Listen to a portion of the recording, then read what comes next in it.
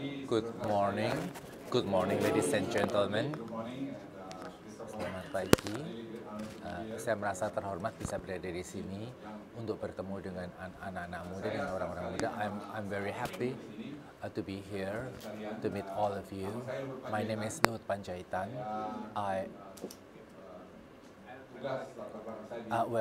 My background is I was a soldier. I graduated from a military academy in 1970, and I have been working for 22 years at Kopassus Army Special Forces, and I have been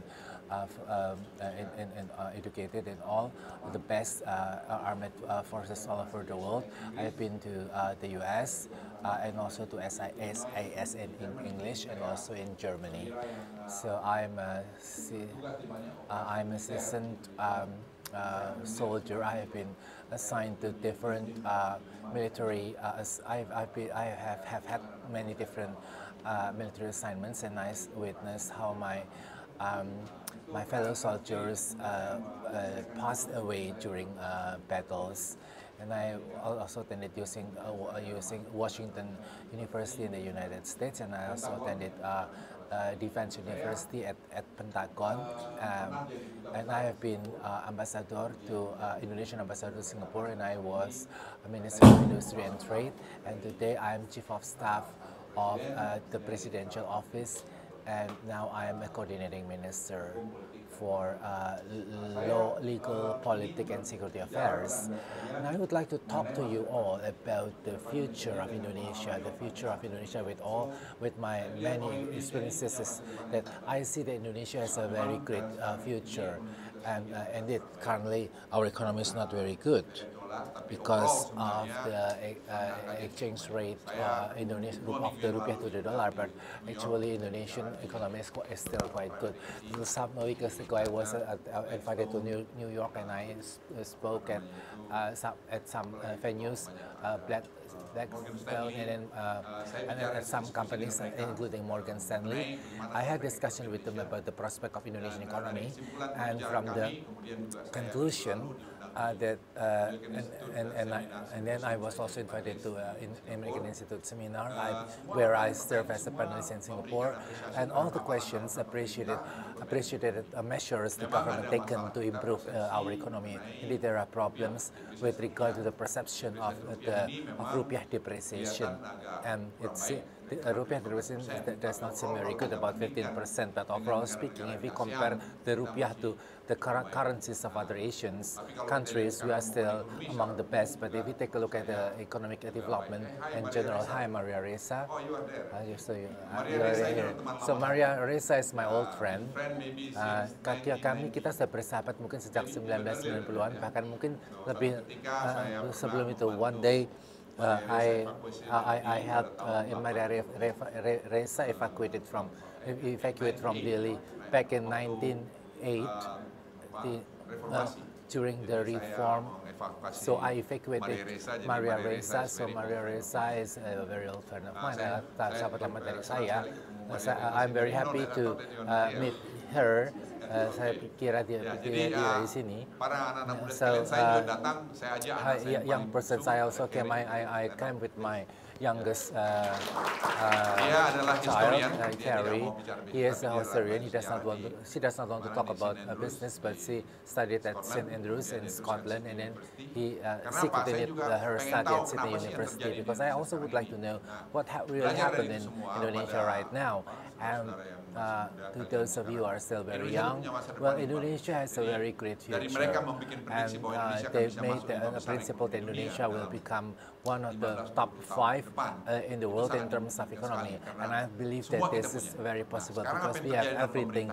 Now what is happening in our government is we are making decisions which are very strategic, in which I'm also involved in such decision making. I told you that I have taken my master degree in strategy at Pentagon, and I also learn about I also studied economy, and I have also had practices, economic practices. So I have wawasan yang cukup dalam mengenai ekonomi, good pertahanan, keamanan. in-depth insights Nah, untuk Anda on ketahui, economic kita ini sebenarnya on mentransformasi economy Republik ini sekarang and security. dari And community base menjadi actually we are transforming this republic from community based. manufacturing base. Ini sangat penting. Artinya apa? Kita bicara nilai tambah.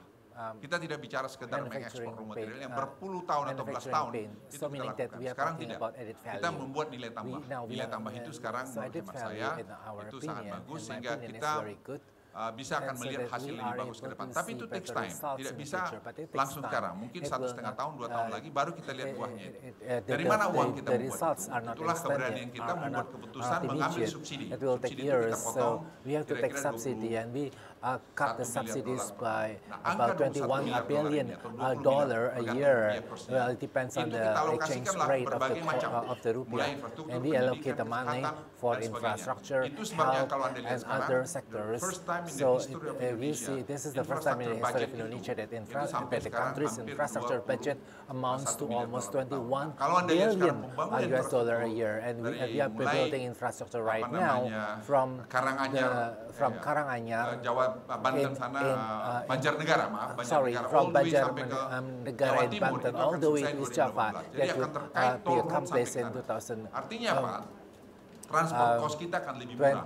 Meaning that our transport costs would be cheaper, and that would make our economic better. And this is your future. My era, I'm 60 is fading away. I'm 68 years old. I'm not going to see that this is part of my achievement. But this is your part. You have to make that achievement, but you have to be very careful because in December the Asian economic community will arrive. This is something that we cannot avoid. We have to commit and we have to comply with that. And so that means that this goes down to our kualitas pendidikan the salah satu of masalah our penting. education, Bonus demografi. and also Bonus our demografi ini products have berlaku to be hanya 2 competitive. tahun. And Setelah itu kalau kita there's tidak also perbaiki demographic kualitas bonus, pendidikan and we do not kita, improve the quality of our education. That would be a backfire for us. So that's why you are important. That's why, in our opinion, you have to be able to become a manufacturing-based country. Meaning that sekarang you have to have masalahnya kita technology. sadari, Now, the problem is that pendidikan berbasis teknologi itu hanya banyak di Jawa. Di luar Jawa kurang. Nah, itu kewajiban kita semua. Sekarang kami dorong supaya bidang-bidang teknologi, IT, bidang engineering, bidang masalah pembangunan itu harus ada yang berkualitas di luar Jawa. Pada umumnya semua di Jawa. Jadi pemerataan itu penting. Itu sebabnya kalau Anda lihat, slogan daripada sekarang pemerintah ini adalah tadi growth dan equality. Jadi tidak hanya bicara pertumbuhan, tapi kita juga bicara pemerataan. Karena pemerataan itu kalau tidak ada, itu akan membuat instabilitas. Apa yang instabilitas tadi? Karena ketidakpuasan. Apa yang disebut kalau bahasa Inggrisnya civil disobedience, pembangkangan sipil. Nah, pembangkangan sipil terjadi that would lead to civil obedience, and because they are not satisfied. For example, land possession. We have to have 30% of the economic pie allocated to people. And we want to build a toll road along the North Kalimantan border. We want to have oil palm plantations there, but the ownership shall not be dominated by Indonesian business, prominent business Indonesian business persons. They have also to share the economic pie to the local people as well. Now, talking about security, well, there are a lot of problems such as ISIS and then drugs. Drugs is our biggest enemy. Some time ago in East Java, I met with 18 Muslim clerks, prominent 18 Muslim clerks. We talked for 2 days, and I was surprised that drugs have penetrated Islamic boarding schools, and we have to face this challenge together. And that's why the government, together with religious leaders, sat down to find the right program to address the situation. And I was surprised that the Islamic clerics were very sharp, and so the Foreign Minister have already told about the danger. Now they're asking, what is your action plan? who shall be doing what. So the quality of our Islamic boarding schools are great, but we have to make them resilient. We have to, and we must sit with that. The resilience is not destroyed. When it comes to ISIS, I think this is quite interesting because it also points to stability and stability challenge which we need to address. And in the Middle East, the stability there is very insecure. And I saw on TV how they kill people in Syria. And this is very disturbing, and you can check it out for yourself on the YouTube. And we do not want that to happen in this country. Our country is a big country with 250 million people, and we have to maintain the stability, our country's stability. Our funding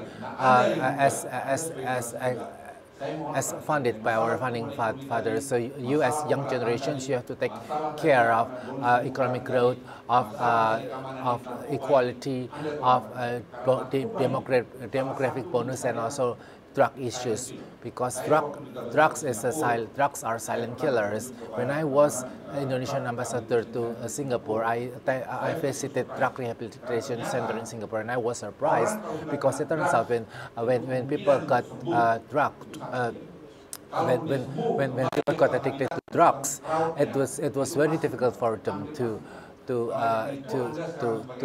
free themselves from the shackle of drugs.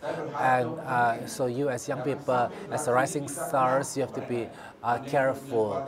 You must not, especially if you already have children. In the past, I was thinking about my children, but now I'm thinking about my grandchildren, and these drugs issues are issues across ethnicities and across all religions and other sectors. And I think that's all. We have to do our work. We have to do our best. And lastly, as to why I'm still committed to this government, that's because first I see example of leadership, exemplary sample of leadership. Because this is key. If you can set an example, you can give example or model to your subordinates, you will be respected. And before I make a regulation, I always ask myself whether I'm able or capable of doing the regulation that I'm going to make. But if I am able, then I have to show to my subordinates that yes, I can do that.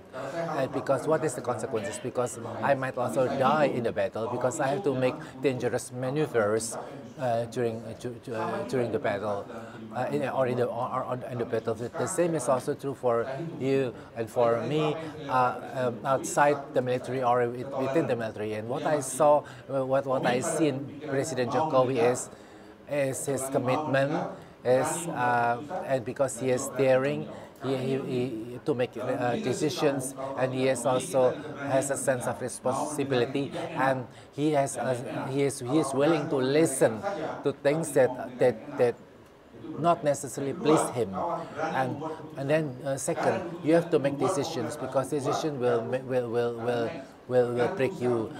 break your popularity or will increase your popularity. And then three, you have to be daring to be responsible. You have to protect your subordinates, because this is important, because they have been working hard for you, and you have also be daring to say that I'm on your side, I'm your umbrella. This is something that you have to do, and if you do that, you will be a perfect leader. And that's I see. That qualities I see in President Jokowi.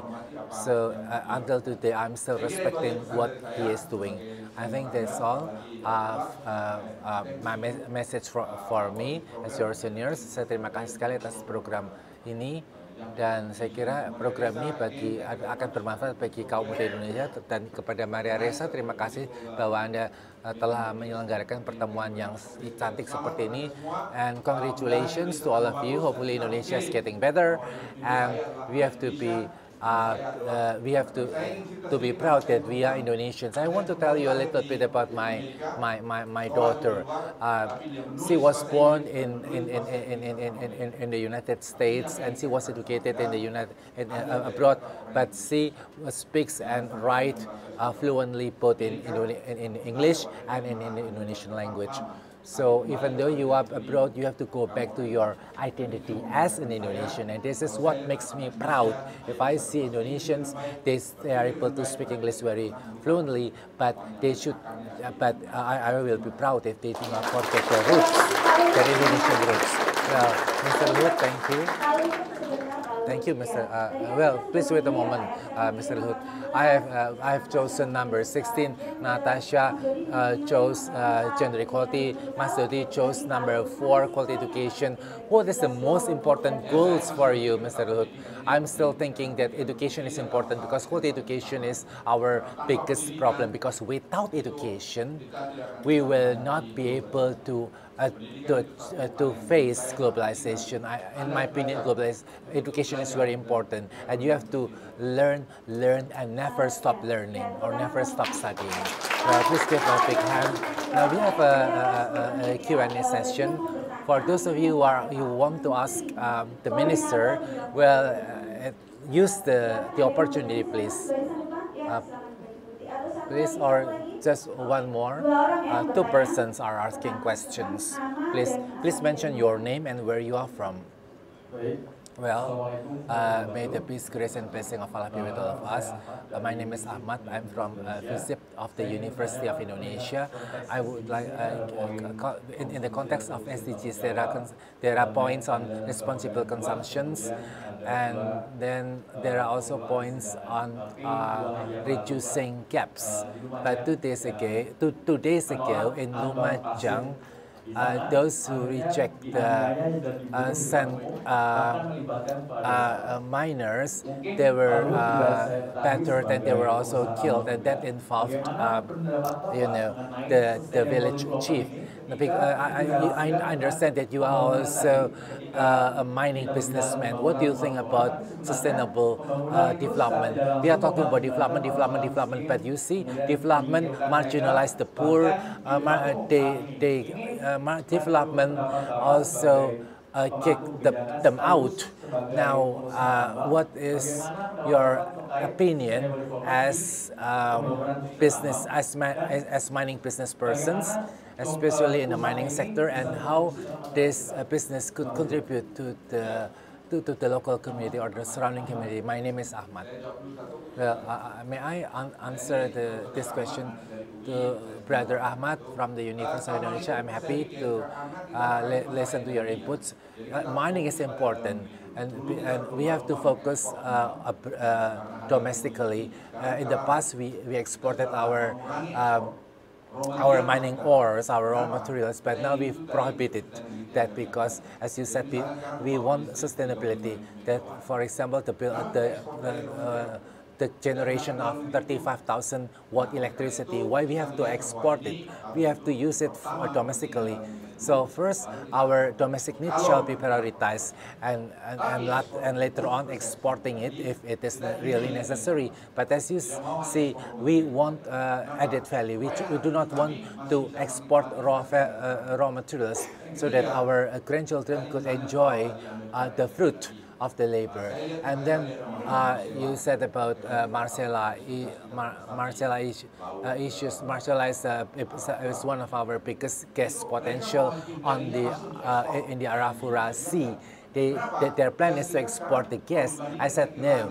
Our gas compared to Iran and Saudi Arabia, our gas production is still very small. So please use the gas for domestic energy consumption or sources. Now about ownership. We do not want to marginalize local people. The local people also need to enjoy, to get a part of development pie, like oil palms, cocoa plantations. The local people also needs to get, a part of the development pie for the sake of fairness. Well, thank you for the opportunity. Good morning. Sir, I'm Randan from the University of Professor Dr. Mustafa, and I'm majoring in international relations. I would like to ask you about about the infrastructure development. I really appreciate the government of Jokowi JK to build infrastructure on a large scale from Sabang to Merauke, because I know that on the World Economic Forum, Indonesia is in the 77th rank. I mean, Indonesia belongs to one of the worst countries in the world in terms of infrastructure. Now, we will be able to enjoy good infrastructure after 5 or 10 years, meaning that this is for the long term. Now, for the short term, has the government has a concrete program to make 250 million Indonesian people prosperous, because I have heard quite a lot that many people are shouting, many people are complaining of because the rice prices are very expensive, and because prices are going up. Thank you. Now, when it comes to infrastructure, this is a big thing. We do not have to wait for 5 days. For 5 years. We have to wait, and maybe 2 or 3 years we could see the results, because of this relates to the cost of our transport. You can check the Google's 14.7%, if I'm not mistaken. This is the cost of transportation. But in Japan, 4.9%, if I'm not mistaken. Our target is in 5 years to come that we have to be in the middle, that is 7.5%, and that the transportation growth would give great impacts to our economy, and that would also affect the prices. In Asian countries, our prices, especially food prices, are among the most expensive because of the transport costs. Because transport costs highly influence or affect the prices. Now, you are talking about what program the government has in order to control the prices. As I have said earlier, we are going to issue a package, but the immediate thing is about tech amnesty, meaning forgetting the past and we shall look forward. We will complete our database by offering tax amnesty. We expect to get more taxpayers. Currently, we have about 931,000 taxpayers. There are 27 million who has taxpayer identity numbers. Now, can we increase the taxpayers in 2 or 3 years, so that our income, so that the state revenues from taxes could increase? Now we have 200 and something trillion rupiah in tax revenues, and we expect that we could have 2,200 trillion in tax revenues, and that would also affect the food prices.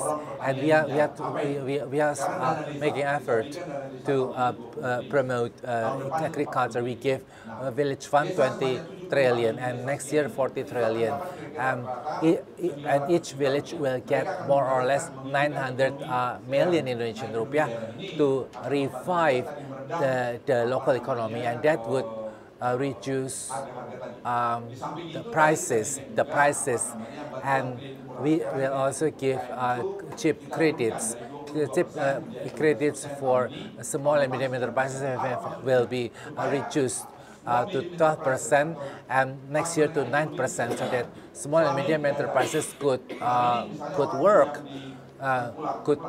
could be going on. So far, people buy mame from loan sharks, and they have to pay 30 to 40%.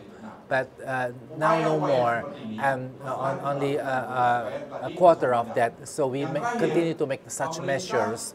And lastly, the government provides 9 basic necessities, so that they are available, and they are and the prices are affordable. And we have enough rice stocks, so that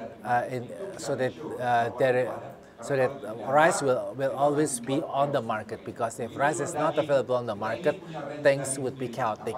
And the same is also true for beef, eggs, and also corns, because we are still importing corns, and President want to establish a corn body, because we are still importing corns, millions of tons of corns every year. But ladies and gentlemen, indeed we need to be patient, and we have been through difficult times, and some time ago commodity prices were very good, but we did not push for added value. We are now trying to add value, and this is a difficult choice. And within 1.5 years, if we could manage this, I believe that we will be through the difficult times or the hard times. One more thing. Well, okay. One more question. Just one question, because after this we'll enter into the next session. Well, thank you, sir, and thank you for the opportunity. My name is Stella Leonardo from the International Relations faculty of a university. I just want to share with you. Some time ago, I got the opportunity to join Ekspedisi Nusantara Jaya. It is a program of the Maritime Ministry. So I went to the eastern part of Indonesia, and I got friends from Sonoaki. Maybe this is something that you have not heard. I also have friends and colleagues in Papua. We are in touch with each other through SMS, because the signals, the handphone signals are on and off, are intermittent. But now, because if you live in cities, and if you have no internet connection, in just one day you will be confused. You have difficult times. But what about those in outer islands with no internet connection? And I would like to ask you whether the government has a concept, in terms of IT, how to enable the outer islands to get signals, handphone signals, or internet connections, or phone connections. And I would like to ask the government to pay attention to the smallest issue. Well, hackathon, maybe you have read that hackathon is the brother of Ainun. I would like, I asked hackathon to make a good software system, because five has already been approved. It will be implemented in trade sector and also in the logistics sector. Hackathon is made in Indonesia. Why we have to buy software from foreign countries? We can develop our own software, and the government has and president has received them from Ainun. There are 400 participants all over the Indonesia, and they are making apps or software to monitor the field, so that we can monitor the prices. And we are concerned about equalities. Indeed, right. The president will go to Silicon Valley. 10 years ago, I was in Silicon Valley, and we want to visit Apple. Apple created the so-called Luhut. Luhut is about 22 kilometers above, and that would cover remote areas. Would cover internet connection in remote areas, and we will try this out in Papua, in Maluku, and Sulawesi, whose internet connection is not very good. That would be covered by that, including West Nusa Tenggara and East Nusa Tenggara. And if this internet coverage could be had, then we could have better communication and also better education. One of the loan programs are made by young people, including Indonesian young people. About 60 young people from Indonesia were there when I visited Silicon Valley, and when President Jokowi visited Silicon Valley, demonstration will be held, and we will make a model, and if the model is successful, we will develop or expand this program. The president is very open to the minds of young people, and he also would like to have young minds to develop this republic. We really understand the difficulties you are facing, and we are trying to identify the issues and addressing each of them. But again, this is not an overnight solution.